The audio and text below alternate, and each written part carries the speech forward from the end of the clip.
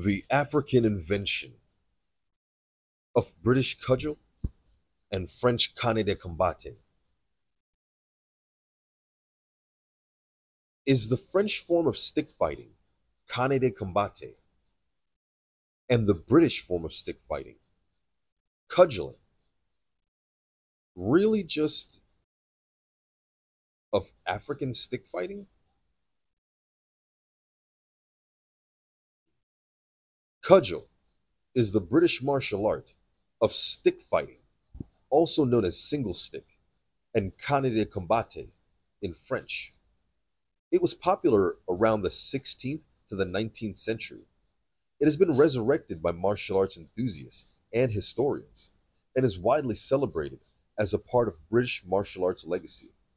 However, colonialism was the age of discovery and conquest for Europeans. And to the victor goes the spoils, its riches, its lands, its people, its cultural commodity. During colonialism, they were all for the taking.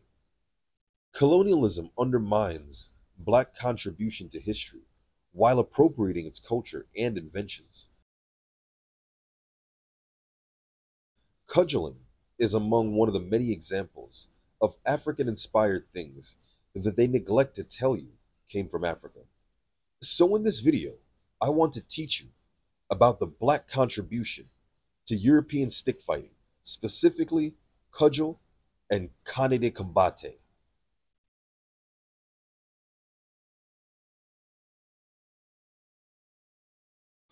Stick fighting was invented in Africa. No ifs, ands, or buts about it. In fact, stick fighting is ubiquitous among all tribes in Africa. While stick fighting exists in all cultures around the world, most notably, famously, Kali of the Philippines. But as all humans originated from Africa, it's fair to say that African stick fighting is the original stick fighting. Stick fighting in Africa began as a means of protecting themselves from wild animals. This is still true among the Maasai people. They still use sticks today to fend off lions, as their ancestors did thousands of years ago. Additionally, it would have been one of the earliest weapons next to the rock, and would have been used more abundantly before the sword. Naturally, it can be said that the stick is the precursor to the sword, and the same techniques of sword fighting would exist in stick fighting.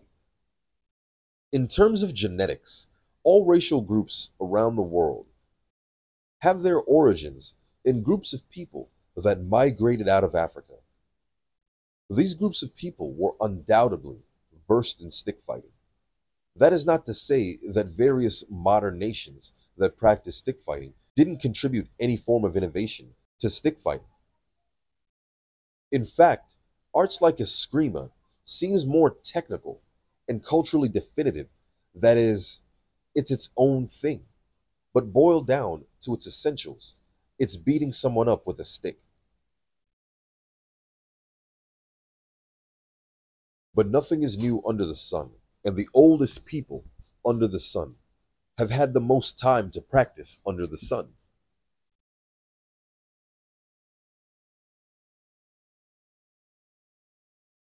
Cudgeling as a codified European martial art became popular around the 16th century. Conversely, stick fighting matches had been ubiquitous among all Africans for millenniums. But as I assert, much to the irateness of my detractors, that the codified sport of 16th century European stick fighting, as we now know as cudgeling,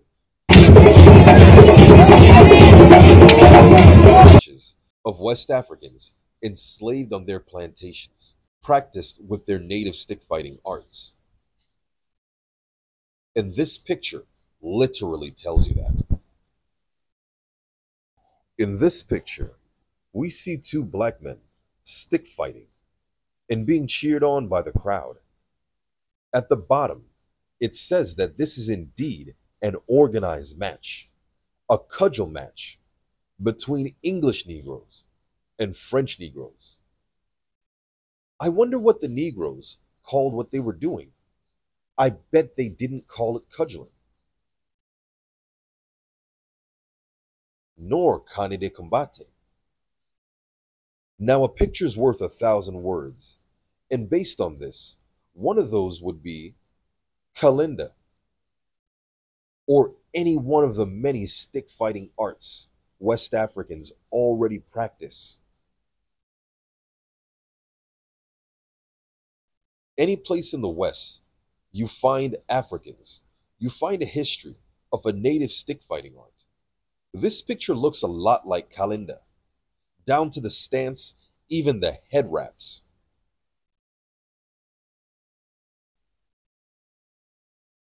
The people of Trinidad practice still to this day the art of Kalinda, which looks a lot like this picture and cudgel. Kalinda is not just stick fighting, it is also the name of a traditional Trinidadian dance form, which accompanies bouts of stick fighting. Like the other forms of stick fighting and African martial arts found in diaspora, they are accompanied by a traditional dance form that has a spiritual as well as a kata or technical component to the art. The Jamaican version of this was known as Warwick. Haiti has its own art as well. Even capoeira uses dance and stick fighting. Just like with wrestling and capoeira, enslaved Africans practiced their martial arts on the plantations on Saturdays and Sundays. And white men realized that they could make profit from this, and this ultimately became the origins of prize fighting. As explained in several of my series, where I've mentioned the books that you can read this, books like Henry Bibb, A Slave Narrative, and so on. It is safe to say that by this picture, the British nor the French were teaching their slaves the noble art of cudgel or cane de combate. Therefore, they must be practicing their native techniques.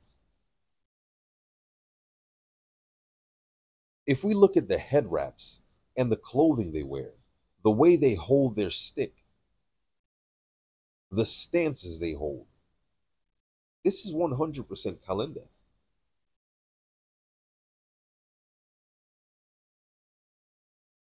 So it is clear that the French and the British cudgel, single stick, or cane de combate was called something else by their native practitioners. It must be understood that colonialism was the act of not just taking one's land and body, but identity and soul almost. Culture is a commodity. It can be sold as an export. Martial arts is a billion-dollar cultural commodity.